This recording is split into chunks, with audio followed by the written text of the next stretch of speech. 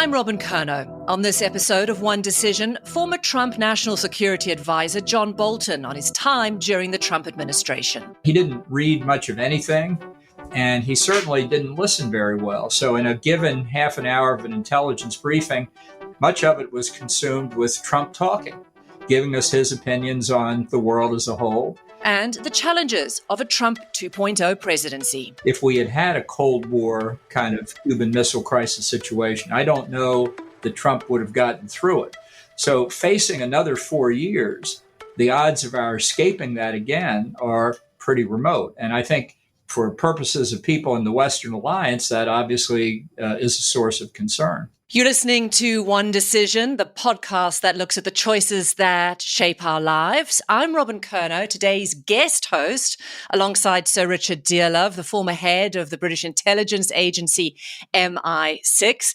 Every Thursday, we explore some of the biggest choices and issues facing our world, talking to the players and influencers, making, informing and shaping those decisions. Thanks so much for having me this week, Sir Richard. Robyn, it's great to have you on the podcast and a warm welcome. And I look forward to working with you. Thank you very much. And you too. And I know that you know our guest from your days as a top spy. And of course, I know of him from my years reporting and anchoring international news at CNN. Ambassador John Bolton is considered a foreign policy hawk in Washington and in capitals around the world. He has served in every Republican administration since President Reagan. Most recently, he was the national security advisor in the Trump administration. We're delighted to welcome Ambassador Bolton to talk today about a second Trump term, the possibility of that, China, the war in Ukraine, and whatever else we find ourselves discussing. So, Ambassador Bolton, hello. This podcast is, as I said, called One Decision. It's about those big decisions a leader makes in their career that can influence history. My first question to you is the decision to work for Donald Trump. How has that experience defined you? Well, it was certainly a great honor to be the national security advisor, even if for only 17 months. It was turned out to be a challenging assignment, more than I expected. But I had met Trump before the election. I had spoken to him during the course of the election, spoken to him many times during his first year plus in office.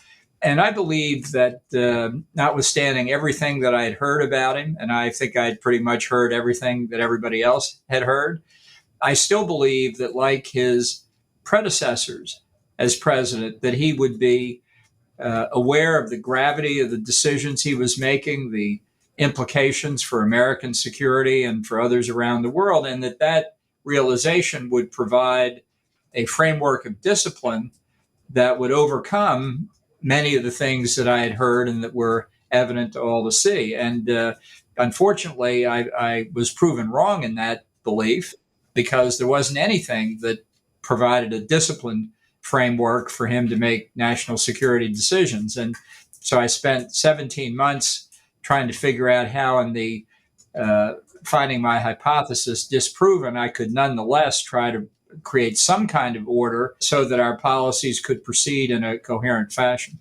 So what you're saying, to put it mildly, you were left disappointed in President Trump and his policies and his discipline. So at the moment, he is the frontrunner for the Republican nomination. There is a huge possibility, I suppose, that Americans will vote him in again if he beats Joe Biden, whoever the Democratic nominee is. From your experience working so close to him, working with him, working in the Oval Office with him, what do you think a possible Trump 2.0 presidency would look like? Well, it won't be good for America, unfortunately, or I think our friends around the world. I've said before, and I continue to believe, that while Trump did damage to the United States internally and damage to us internationally in his first term, all of that damage was repairable. And in fact, a good bit of it has been repaired. But then in the second... Like what? What kind of damage? Just before we move on. Well, I think his disdain for alliances, his seeing alliances as entirely transactional and not having a broader purpose for the United States, his affinity for strong men around the world like Vladimir Putin and Xi Jinping, Erdogan of Turkey, Kim Jong-un of North Korea, left both allies and adversaries confused as to what America's intentions and goals were. I think much of that has been corrected. I think the damage he did internally is more severe, perhaps, in leading to distrust of institutions, which we're seeing him continue in his assault on the judicial branch because of his 4 pending indictments around the country. But I think that, too, the judiciary is a strong and independent branch of government. It will survive even Donald Trump. But in a second Trump term, and I had immediate reference to a second Trump term that would have followed if he had been reelected in 2020, but it applies even to a second Trump term that might begin in 2025. I think the damage could be more severe because he starts from a lower position in terms of his regard for institutions than he did when he first took office. So I think the trajectory begins at the low point when he departed in 2021 after the January 6th riot, and then goes downhill from there. I saw a poll today, I think, that said 64% of Americans, are pretty alarmed by having a presidential runoff between, a very aging Biden and Trump, and, for the reasons that you've explained so clearly. I'm really quite alarmed and depressed by what you're saying, because it sounds, that you think it really is a serious possibility that he could get another presidential term. And I mean, people like me who are optimists think that, the good sense of the American people will never permit this to happen, however alarming it looks at the present time. I mean, how do you sort of analyze that comment from someone like me? Well, I'm alarmed and depressed too. I don't know really what else I can say. I mean, it's why I and many others are working so hard in the first instance to deny Trump the Republican nomination. But it's an uphill fight at the moment. And, we'll see what happens with the trials of some of these indictments, especially the 2 federal cases. I think a conviction in one or more of them could have a volcanic effect on Trump's candidacy. We'll see what the Democrats do. I think people should understand it's far from certain that Biden will be the Democratic nominee. I think concern over his fitness for office continues to grow, and certainly within the Democratic Party. But the mood of the country is very negative toward a rematch between Trump and Biden. There are polls in the range that you spoke of where 70% of the American people do not want a rematch. Whichever one they would vote for, they don't want to see the 2 of them running against each other. So I think 2024 could look a lot like 2016 and 2020 in that in those 2 previous elections, there was a large group of people who didn't like either candidate. In 2016, it turned out they didn't like Hillary more than they didn't like Trump, so Trump won. In 2020, it was the reverse and Biden won. That group was large in 2016. It was larger in 2020. It's even larger today. And I don't think at this point we can predict who wins between Trump and Biden if that turns out to be the race. And Ambassador Bolton, I know that your book was called In the Room Where It Happened. I'd like to hear you riff the Hamilton song.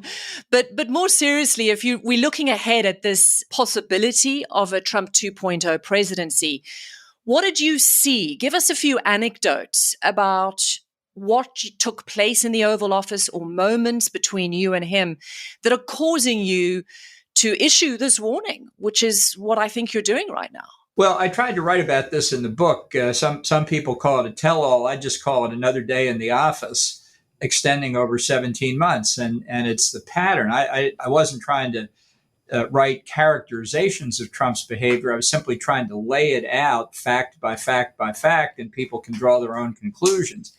But, you can start at the beginning of a Trump day when he finally makes it to the Oval Office about 11 a.m. in the morning. And we start off with the intelligence briefing. Normally a president reads the daily brief, doesn't have to. Ronald Reagan liked visuals, and presidents are entitled to receive information any way they want. But with Trump, he didn't read much of anything, and he certainly didn't listen very well. So in a given half an hour of an intelligence briefing, much of it was consumed with Trump talking, giving us his opinions on the world as a whole.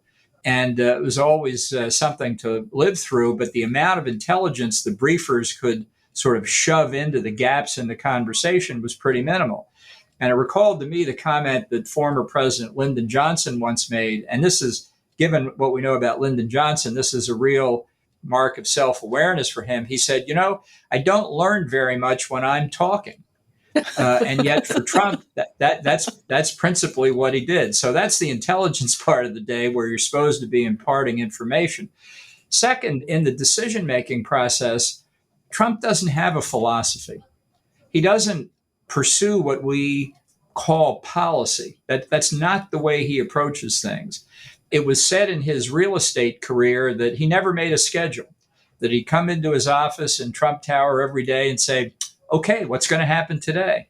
And that was pretty much the way it was in the White House, too. Maybe that's a way to be a successful real estate developer. I don't know, but it's not the way to be a successful president. And then finally, when a decision is made and announced and we begin to implement it, if it didn't go well, and sometimes they don't, the president simply wouldn't own it. He would be pointing fingers. He would say, I knew this was the wrong thing to do, but you talked me into it. And what that leads to among subordinates is people saying, well, I'm not going to offer my strong views on things. So that was part of my responsibility as national security advisor, because my office was only 10 or 15 yards down the hall. I usually heard the response first. And that's just not good leadership. You've got to make decisions. Richard, as you know, as well as I do, if not more, often on incomplete information or uncertain information. You have to judge the risks, and then you have to follow through and try and do the best you can to have your decisions implemented. If you're not willing to take responsibility for mistakes, which, by the way, all of us make except Donald Trump, then you're not providing effective leadership. I think other than the COVID crisis, which was a long-term unfolding crisis, solved in large part by the development of the vaccines, we didn't really have a national security crisis that unfolded minute by minute in real terms. We had some tough times, but nothing like the kinds of crises that we saw during the Cold War. I don't know how we would have come out if we had had a Cold War kind of Cuban Missile Crisis situation. I don't know that Trump would have gotten through it. So facing another 4 years, the odds of our escaping that again are pretty remote. And I think for purposes of people in the Western alliance, that obviously is a source of concern. I want to talk about those intelligence briefings because you mentioned also the deep loss of trust between Trump and institutions, and in particular the intelligence institutions, whether it was the FBI particularly after January the 6th, CIA, military intelligence. Can that trust be restored in a 2.0 Trump presidency? And more importantly, what impact would a Trump presidency have, for example, on Five Eyes, that key Anglo-sharing intelligence organization, and also AUKUS, for example, which involves nuclear submarines to deter China? What are the global implications of those alliances if Trump comes in again? Well, Trump has his own unique definition of trust and loyalty. And to him, trust and loyalty are personal. I think all of us who worked for him in the administration, people in senior positions around the government, obviously want to be loyal to the president. He's the decision maker. But fundamentally, what we're all loyal to is the country and the Constitution. And Trump couldn't tell the difference between them. In fact, if anything, he thought personal loyalty was more important. So when intelligence officials came in and said, well, we think X or Y, and it didn't happen to be what he agreed with, he took it as a personal affront. Now, in the course of my career, I've disagreed with intelligence analysis on any number of occasions. That's what you do. You argue back and forth. What you're trying to do is reach the truth, because if you don't operate on the basis of truth, it's not going to be long before you get in trouble. And some of these questions are very hard to decide. But that wasn't what Trump was arguing about. He was arguing about whether people were doing really what he wanted. And if they gave testimony in Congress that was inconsistent with the world he wanted to paint, he took that as disloyalty. And he believed that he had sources of information that our intelligence community didn't have. Members of the Mar-a-Lago Club, people he met at political rallies who would tell him, well, I've heard X. All Ukrainians are basically Russians. Or he had heard Finland was still part of Russia. And he had heard that. He hadn't heard it from us. So he believed he had better sources of intelligence than his senior advisors were providing him. And finally, as I think we've seen in the case of the indictment for the retention of classified information after he left the White House, he had no feeling for the significance of sensitive information. The most egregious example of that actually took place. I was out of the country, but my deputy was sitting into that intelligence briefing, and I'm not revealing anything here, but there was a picture of a failed Iranian rocket launch. Of course, gladdened our hearts when we saw it, but Trump was gladdened enough about it that he asked to retain the picture. The intelligence briefers and my deputy, Charlie Kupperman, in the room said, "Well, please, sir, don't let this get out of your hands." And he said, "Fine, no problem." They left the room. Before the CIA director was back at her office in Langley, Virginia, Trump had tweeted the picture out saying, "The Iranians say we sabotaged that missile launch, but it's not true. I'm glad they believe it, though," or words to that effect, and put the picture as handed to him out on the internet. So, you asked about Five Eyes and how much people can trust him, and other countries like Israel, how much sensitive information would they provide even to other officials in the U.S. government if they feared that it was at risk of Trump blurting it out at a news conference or tweeting it out on one of his social media accounts? John, it's worse than I feared when I hear your personal descriptions. It sort of sends shivers down my former professional spine, if I can put it like that. But moving on really to the future, or, future policy decisions, what is the attitude sort of in the foreign policy echelons of the Republican Party about Ukraine? I mean, is there a serious isolationist tendency in there, or do they understand the importance ultimately of not letting Putin into a situation where he can claim he hasn't lost this war? Okay, we all know that he doesn't have to win it. I mean, what worries me is that I think there's evidence of sort of the isolationist tendencies reappearing. Whereas, in the past, someone like me has always depended on the good sense of the Republican Party to take strong foreign policy decisions. How do you deal with that issue? How do you see that? I would have to say it's gotten more serious in the past 6 months than I thought before. And certainly from my perspective, there hardly is a national security wing in the Democratic Party anymore. I mean, you can count on the fingers of maybe two hands in Congress how many people understand what's at stake in a world where I think threats are growing and metastasizing, not shrinking. What has happened in the Republican Party, I believe, in substantial measure, not entirely, but in substantial measure, is due to Trump and his aberrational views on America's place in the world. But once it starts, the virus spreads. And we had a situation in July when the House of Representatives voted on the annual defense authorization bill. And there were, I think, 3 amendments to cut off aid to Ukraine. All failed. But 1/3 of the House Republicans, about 70, voted in favor of cutting off all aid. Now, the good news is 2/3 voted to continue it.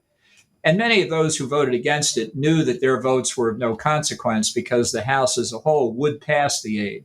But nonetheless, that what they were trying to do was appease Trump to say, "See, I voted against this unnecessary aid to Ukraine."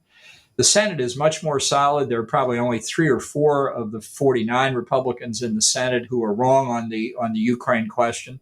But a lot will depend on who gets the presidential nomination. If it's a Reaganite kind of Republican, then I think the dissidents in the House will fall back into line. If Trump becomes president again, then I think it gets very serious, and not just for Ukraine, not across the board, because Trump, he likes to bluster, and sometimes that actually works against a recalcitrant adversary, but mostly he likes to deal. And if our adversaries think they can deal, they're ahead of where they might be with a more forceful president. So what does an end game in Ukraine look like for a President Trump then? Well, he has said, and this is a paradigm Trump approach, I would get Zelensky and Putin in a room together and we'd solve this thing in 24 hours. Yeah. Now, that's ridiculous, of course.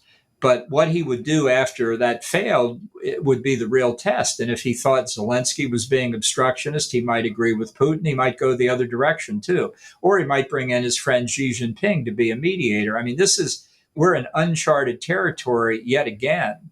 because this war on the continent of Europe, which Trump said would never have happened because Putin would have been invaded if he had been president, is going to be a test for whoever the next president is. In fact, I think Putin was waiting to see the outcome of the 2020 election. And if it had been Trump, he would have been hopeful that Trump withdrew from NATO, as he had threatened to do on several occasions, which would obviously have been of material assistance to the Russians in defeating the Ukrainians. So to both of you, how does NATO or Europe game this out? Well, I think the near term could be important here because if the Ukrainians don't begin to make more significant military advances, and they're fighting very hard, but we did not supply them with assistance in a strategic fashion. We've doled out this weapon system and then that weapon system after long arguments. It's not the way you fight and win a war. We've put restrictions on the Ukrainians that I think were excessive, and I think we've been deterred by Russian threats, both threats of conventional escalation and nuclear escalation. Putin doesn't have the capability to escalate this war. He doesn't have a hidden army somewhere. If he did, he'd deploy it in Ukraine to make up for the abysmal performance of the Russians so far. And our indications are that when he's rattled the nuclear saber, he hasn't redeployed any of his nuclear forces. Our intelligence officials have testified to that in Congress in open session. So I think he's been bluffing, but when we're intimidated, we are being deterred by his rhetoric. I'm worried that if this current offensive doesn't have a more positive outcome, that we're at risk at some point in the near future. Putin himself will say, this war has gone on long enough, the cost is so high, let's have a ceasefire in place and start immediate negotiations. I don't know what President Biden will do. I worry about the French and the Germans that might lock Ukraine into another bifurcation of the country, that the ceasefire line becomes a permanent border. It gives the Russians a chance to recover and regroup. I don't think NATO has an effective strategy to counter Putin if he does something like that. Yeah, I pretty much agree with John's analysis. And I think, we are in that respect in a worrying position. But there's one aspect of Biden's support for Ukraine that really worries me, which is even the Biden administration and Blinken, they will never articulate the idea of, let's say, a Ukrainian victory. And it seems to me that there is this sort of anxiety that runs through the Democratic Party that a Russian defeat and, let's say, political chaos in Russia that might lead to the disintegration of the country even is a bigger worry for them than, as it were, securing or making sure that the Ukrainians come out on top. John, do you agree with that comment? Because, and I mean, this business of piecemeal supply of weaponry, of course, you're absolutely right. I mean, if there had been a strategy and, a clear build-up and a clear coordination of the weapons sort of strength that they could have given to the Ukrainians, you could have seen a different outcome. Well, I think they're worried that if we had really pursued the objective that all NATO members say is their objective, which is the full restoration of Ukrainian sovereignty and territorial integrity, that somehow that would have provoked the Russians to do something worse than they had already done. And I just don't think there's any evidence of that, but it has crippled NATO's ability to do what was necessary to give the Ukrainians the wherewithal they needed. I think Biden was obsessed with making sure that Ukraine didn't lose because he didn't want a defeat on his record, but we haven't done enough to allow them to win, which is proven by what's happening on the battlefield now. And I think that is very troubling because of what it tells Vladimir Putin, that he can manipulate Biden and NATO. And it tells the same thing to Xi Jinping. I mean, I think I would see Ukraine as a global war. I think the Chinese are supporting the Russians in a lot of different ways. I think they're moving toward a new kind of realignment around the world, a Beijing-Moscow axis, this time with Beijing in the senior position, and Russia's the junior partner. And it is a fair point that we don't know what happens in Russia if they visibly lose the war. I mean, I think Putin falls at some point, although his position right now is strong. I don't think the West appreciates that this is not Putin's war. There are a lot of Russians who agree that they want to recreate, in effect, the Russian Empire. But you could imagine a Russian regime, say, headed by Nikolai Patrushev, who was my opposite number, who's even worse than Putin. you could imagine a government in Moscow that was very weak and unable really to exercise effective control over much of Far Eastern Russia, which would be very dangerous for the West if China were able to exploit that. We just don't know. We're again in uncharted territory. After the Cuban Missile Crisis, there was at least a Politburo in Moscow that could say to Nikita Khrushchev, Nikita, it's time you took retirement.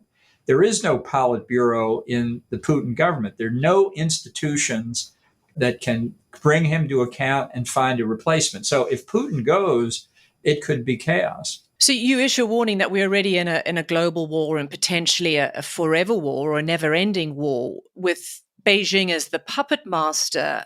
What are your thoughts around Taiwan and China at the moment? Yeah, China's been very assertive about saying that its version of the one China policy is Taiwan belongs to us. That's what they mean when they say one China policy. And I think there's a very sensible analysis that China's now declining population, its aging population, its diminishing workforce, the effect of the one child per family policy, the tightening of central control over the economy are going to leave China weaker in coming decades. So it's at the height of its military strength now, and if it's going to act sooner rather than later. I think it's important to deter China. I think we're behind the curve on that, although I think we can still accomplish it. I don't think actually China's likely to invade Taiwan. They've seen what happened in Ukraine. That's not what they want. They want to inherit the chip manufacturing capabilities and really all of Taiwan's industrial capability. They don't want to grind it into the dust. So I think what they would do is create a crisis, some kind of pretext that allows them to throw a blockade around Taiwan and see if we come to its defense. And I can tell you that certainly in Taiwan, and I believe in Beijing, everybody's watching how the West performs in Ukraine. I've been to Taiwan many times. I was just there this spring and among other things, seeing a lot of old friends and officials, and met with the Taiwanese foreign minister, who in his office not only has a big stand-up flag for the Republic of China, Taiwan, also has a big stand-up flag of Ukraine in his office. It's the first time I've ever seen anything like that. So if Beijing thinks that we are serious about repulsing the unprovoked Russian aggression in Ukraine, I think it will weigh on their calculations about what to do with Taiwan. John, I think you just said for me something really important about China. Most of the people who are my interlocutors on China appear to assume, a rising graph of power and economic influence. I agree with you that there is a sort of fragility in China's success at the moment, and that perhaps it isn't going to be like that at all, and that China faces huge economic and social problems internally, and that Xi's sort of dominance is not to be assumed as a sort of absolute assumption that that's the way China is going to go. How do we get this message across more broadly? Because this sort of fear of China and this velvet glove handling of China, is determined by its assumption that it's, it's an accumulating power and that we can do nothing about that. Well, I think people are beginning to see the fragility that you mentioned, but it's a slow learning process. And I think they've also seen some of the evidence of the real threat China is posing. If you look at how across the global West as a whole, we've come to understand that Huawei and ZTE are really arms of the Chinese state, and that their domination of fifth generation telecommunications would be a catastrophe for us all.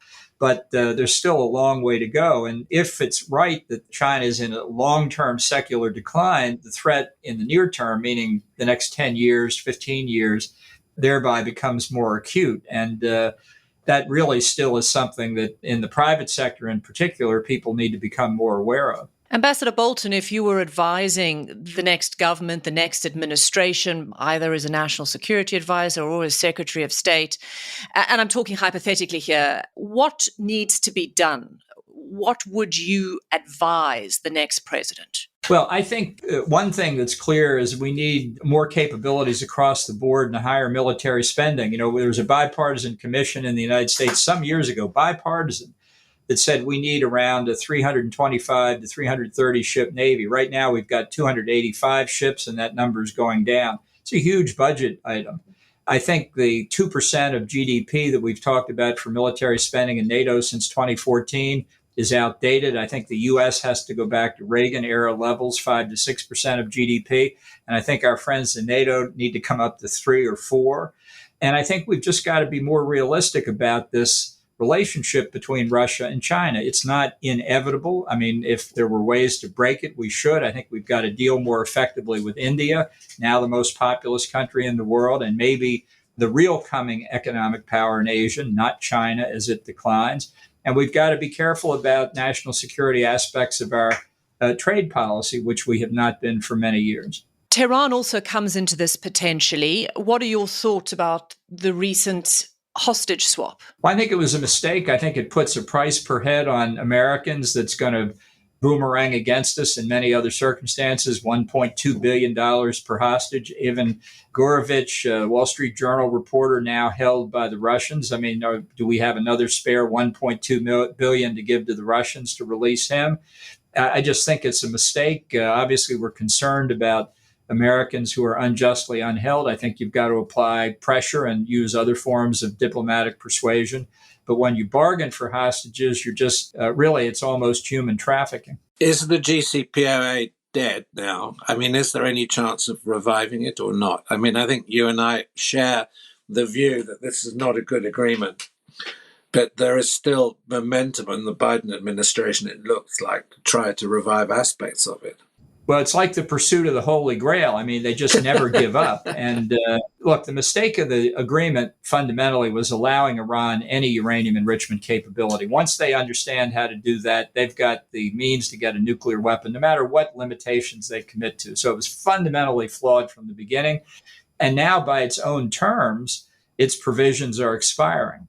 The regime has never shown any evidence whatever of a strategic intent to give up nuclear weapons. They want relief from economic sanctions, that's for sure, but they don't want to give up anything in exchange for it. I don't trust them, and I just think it was a bad deal that we should avoid at all costs. On the issue of nuclear weapons, obviously huge concern about Iran, but if we look again to that conversation about Trump 2.0, how concerned are you about President Trump and nuclear weapons? And did you see anything that caused you concern during his first administration? No, I mean, I think the idea that he was sort of fiddling with the nuclear button on his desk is overstated, but I just don't think it's not that I think there's a Dr. Strangelove problem. I think he just doesn't understand what he's dealing with. And therefore, whatever decisions are made are not going to be well considered or well thought through. I think his fascination with reaching deals with the likes of Kim Jong-un or the Ayatollahs in Tehran make it very dangerous because he doesn't understand the implications of some of the trade-offs that he's being asked to make. That argues strongly, John, for you being there if he gets back in. Thanks a lot, Richard. Well, who's part of a Trump cabinet? I don't. Well, number one, he's not going to ask me, so it truly is a hypothetical question. But I don't. I lasted 17 months the first time. Didn't he stop you from becoming the Secretary of State because he didn't like your mustache? He assures me that that's not true, and of course, I believe everything Donald Trump says. Ambassador Bolton, I want to go back to our original thesis, and I know that this is not the first conversation where you are essentially coming out on the airways globally trying to warn the world and Americans about voting for Trump again, and particularly within the Republican Party. How successful do you think you're being, and do you believe that Trump will be the Republican nominee, or do you believe that something will happen between now and then? Well, I think as of now, he will be the Republican nominee unless we find a way to defeat him. How? Well, I think the potential for defeats in these trials of these indictments, being convicted by a jury, could do it. It could well be if the Democrats come to their senses and find a nominee other than Joe Biden, that would, it may be counterintuitive, but I think have an effect within the Republican Party. If they're not going to nominate an octogenarian, maybe we don't need to nominate a septuagenarian. Maybe there's somebody who's merely 50 years old who could be president. And I think the shakeup on the Democratic side could have a comparable effect on our side. And I do think the point that, as we talked about at the beginning, the American people do not want to see a rematch. And eventually, one hopes in a democracy, the people's views get heard by somebody. So the current environment doesn't look very promising, but we're still a long way from over. Ambassador John Bolton, thank you so much. John, great talking to you. Thank you. Glad to do it. So, Richard, that was fascinating, wasn't it? What struck you about that conversation with Ambassador Bolton? Oh, clearly his determination to stop Trump getting a second term. I mean, I knew that he had, obviously changed his position significantly after that period when he served as National Security Advisor. But I hadn't realized quite how forceful he would be now in his arguments against Trump. I think that was an extraordinary interview, and we learned some spectacularly interesting and significant things, which really I found disturbing, because I would have been a little more optimistic that, ultimately Trump won't and can't make it. And I think most of his judgments are pretty sound. He comes across as more grounded than he used to. I you see agree what I with mean? you. I think the experience of having served with Trump has made John less of a sort of hawkish ideologue. It was a very sober analysis from an expert who, as he said, has been there in the room and has the benefit of this sort of broad historical experience within DC. So if your former colleagues in MI6 or in, capitals around the world are listening to this, how do you think they would react, and what kind of weight are they putting on his warnings? Well, I think as someone who's been in an extraordinary strategic and close position to Trump, you have to put a hell of a lot of weight, excuse my language, on what he's saying. And, let's say it's a sort of widow's warning. That's excellent way of saying it. That's a big deal, because what he's saying is important, very important. And it should make people sit bolt upright and think very hard about hoping for and trying to influence a change, But the trouble is, this is US domestic politics, and it's become very complicated. But it is quite extraordinary that, you've got a somewhat senile octogenarian as the likely Democratic candidate, and you've got this, well, I suppose narcissist is the, sort of political narcissist that, and John's emphasis on the way that Trump sort of personalizes his view of the world, and that it isn't about nation states, it isn't institutionalized. The idea that this individual, is the most important element in international relations. I mean, when do we last see a similar situation? I mean, obviously, you've had a long career within the intelligence services, and you've come across various forms of leaders or characters. Where is there some sort of comparable parallel in history to a man like Donald Trump? I can't think of one. Particularly in the West. Well, I can't. Can you think of one in the West? I mean, the trouble is that you're drawn to figures like Tito in Yugoslavia. I mean, I'm trying to think of people historically. Ceausescu in Romania. I mean, these were politicians that did personalize their political systems to an extent.